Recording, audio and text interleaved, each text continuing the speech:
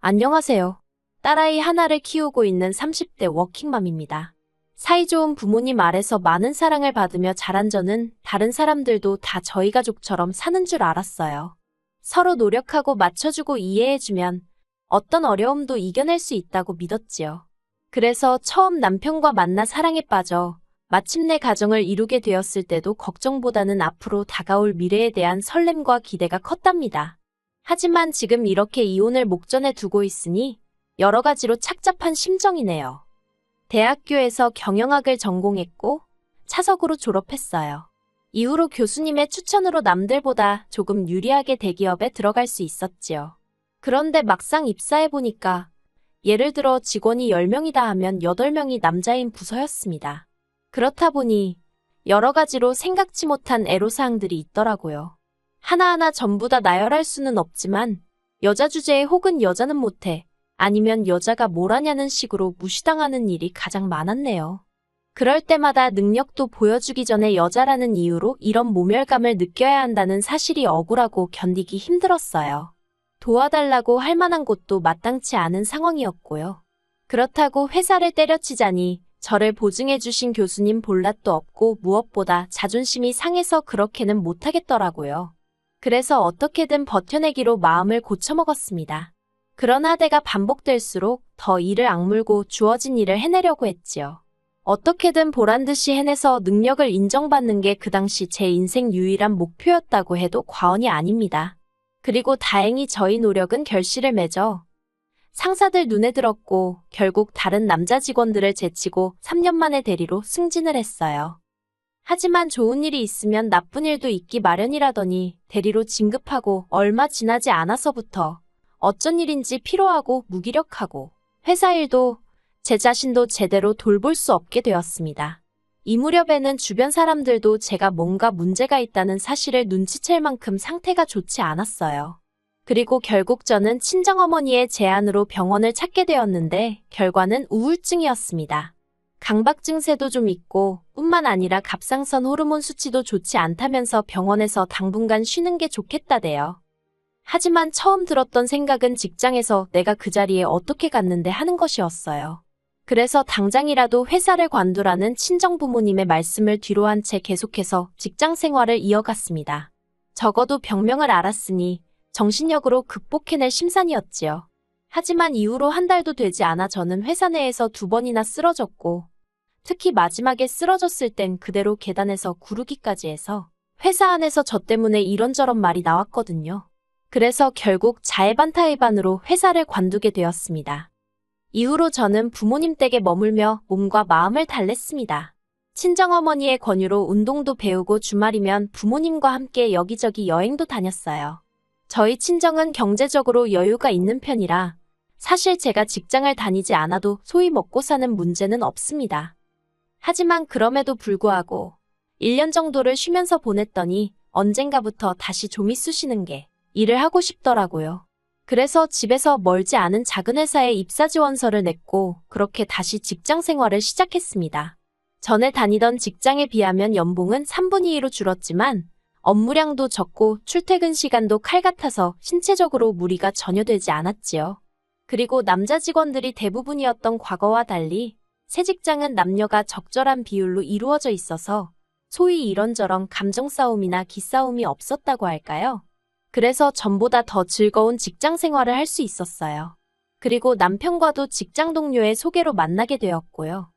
소개받았을 당시 남편은 아버님 지인의 회사에서 일을 하고 있었는데 당시 저는 그런 남편을 결혼 상대로 생각하진 않았어요. 단지 직장 때문만은 아니었고 남녀 사이라면 솔직히 말해서 소위 삘이라고 해야 할까요? 뭔가 통하는 게 있어야 한다고 생각했는데 남편을 처음 만났을 때 그런 감정은 느끼지 못했거든요. 하지만 남편이 어찌나 제가 마음에 든다며 저를 따라다니던지 그의 노력과 정성에 제가 결국 마음의 문을 열게 되었네요.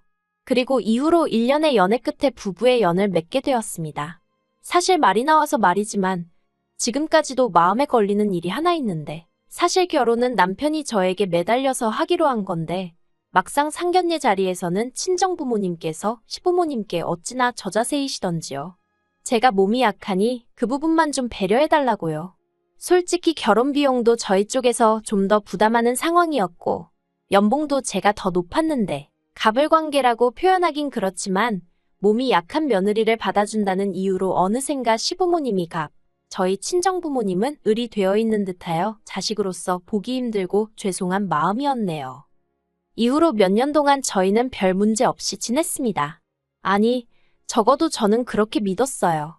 하지만 딸애가 어린이집에 들어가고 얼마 지나지 않았을 무렵 남편이 저에게 할 이야기가 있다고 하대요. 그리고는 처음으로 남편이 자기가 다니는 회사가 어떤 곳이고 자기가 지금 어떤 상황에 처해 있는지를 저에게 털어놓았어요. 사실 그전에도 몇 번이고 제가 남편에게 회사는 어떠냐, 다닐만하냐 그런 것들을 물어본 적이 있어요. 아무래도 아버님 지인이 운영하시는 회사니 얼마나 스트레스를 받을까 싶었거든요. 저도 예전 회사를 다닐 땐 때때로 불공평한 상황에서 제 목소리를 내고 싶은 순간도 있었지만 그게 행여나 저를 추천해주신 교수님에게 누가 되진 않을까 걱정스러워 꾹꾹 눌러 참았던 경험이 있었으니까요. 하지만 그럴 때마다 남편은 괜찮다 다닐만하다라는 식으로 둘러댔고 저도 더는 캐묻지 않았습니다. 그런데 이번만큼은 남편이 먼저 힘들어 죽겠다는 거예요. 알고 보니 남편은 다른 직원들과는 매우 다른 처우를 받고 있었습니다. 주 5일제를 칼같이 지키던 다른 직원들과 달리 남편은 주말에도 불려나가기가 일쑤였고 때때로 아버님 지인의 개인적인 심부름을 해야 했다네요. 그리고 무엇보다 남편을 힘들게 했던 건 다른 직원들 앞에서 소위 꼽을 준다고 해야 할까요?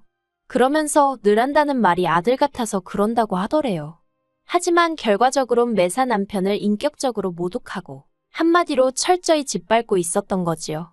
듣다 보니 어찌나 제가 화가 나던지 그딴 회사를 못하러 다니느냐고 당장에 때려치라 했습니다. 당신이 그렇게까지 피눈물 흘려가며 돈 벌어오는 건 원하지 않는다고요.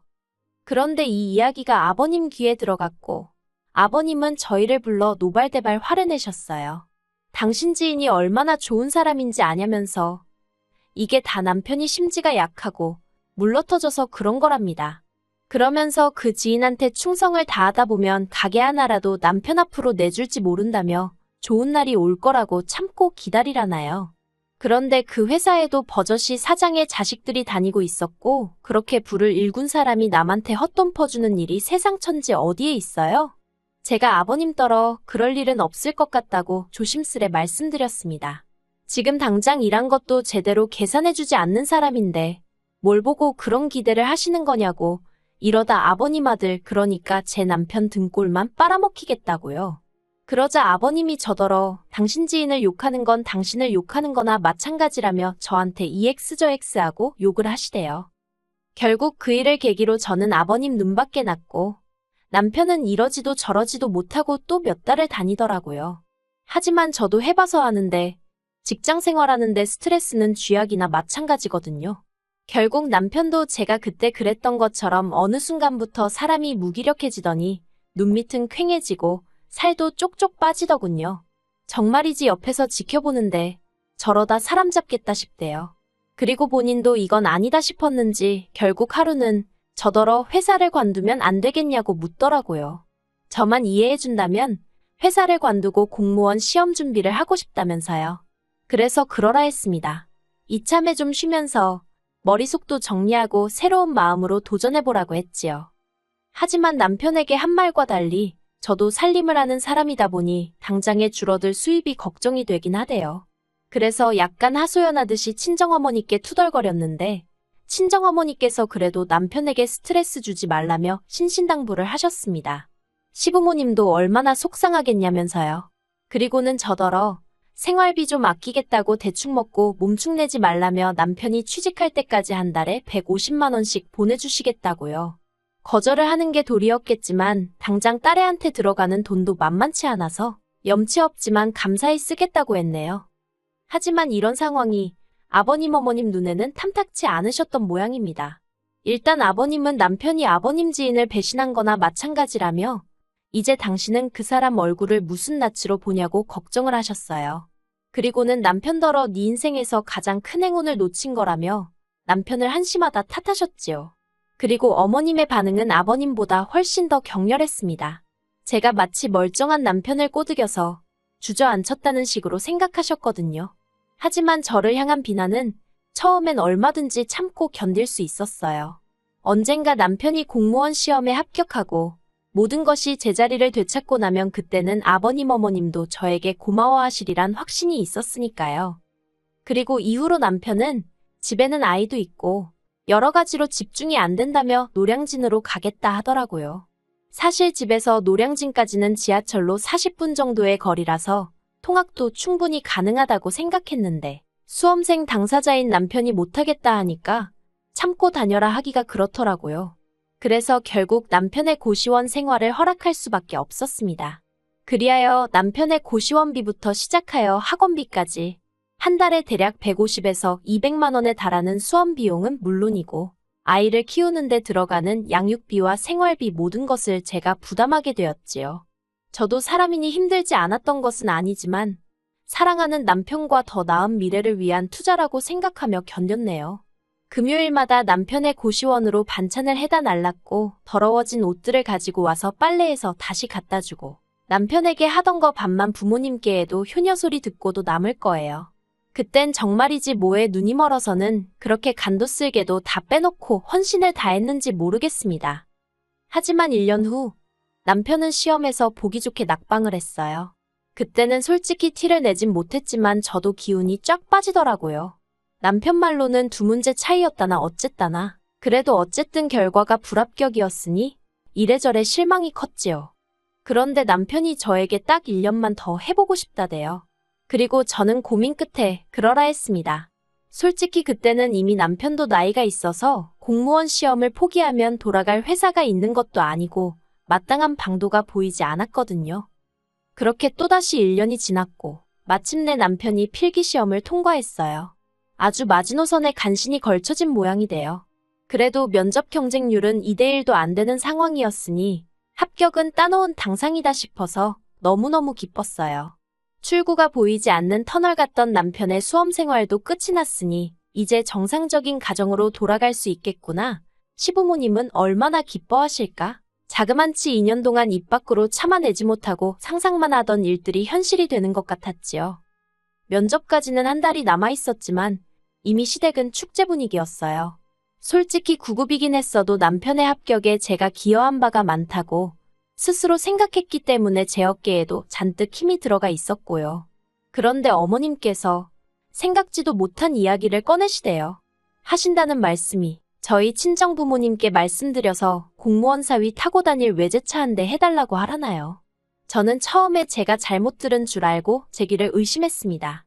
결혼할 때도 이미 제가 남편보다 더 해온 상황이었고 그간 남편이 수험생이랍시고 집안을 돌보지 못할 때도 제가 어머님 아버님 용돈까지 대드렸던 상황이었는데 어찌나 어이가 없던지 오죽하면 저도 모르게 어머님더러 진심으로 하시는 말씀이냐고 되물었다니까요.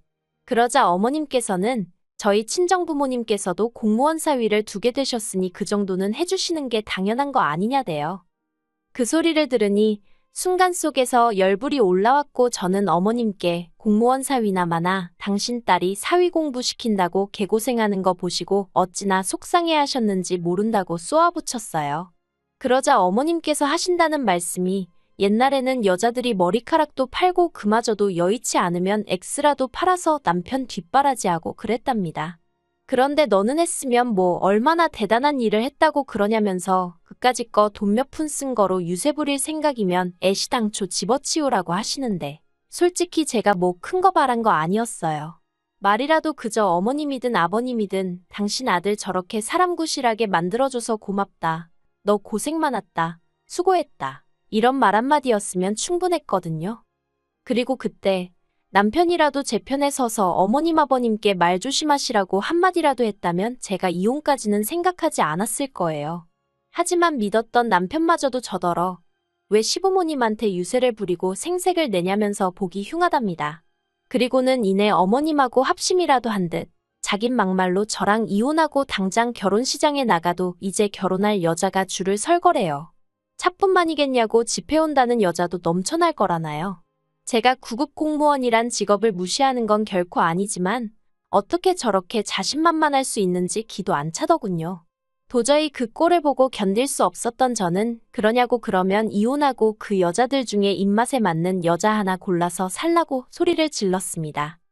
그리고 그 일을 빌미삼아 어머님과 아버님은 남편에게 저와 이혼할 것을 종용하셨고 그렇게 저희는 일주일도 걸리지 않아 이혼 서류를 접수했어요. 딸은 제가 키우기로 했고 재산이래봤자 남편이 결혼할 때 5천만 원 가지고 온 게 단데 그거 남편이 수험 생활하면서 까먹고 어쩌고 한 거 생각하면 한 푼도 내줄 수 없었지요. 그리고 다행이라고 해야 할지 이 부분은 남편 스스로도 인정하여 주고받은 재산 없이 딸 양육비만 한 달에 100만 원으로 합의를 봤습니다. 솔직히 구급 공무원 하면서 한 달에 100만 원을 어떻게 줄 생각인가 따져묻고 싶었지만 자기도 뭐 방법이 있으니 저리 당당하겠지 싶어서 내버려뒀어요.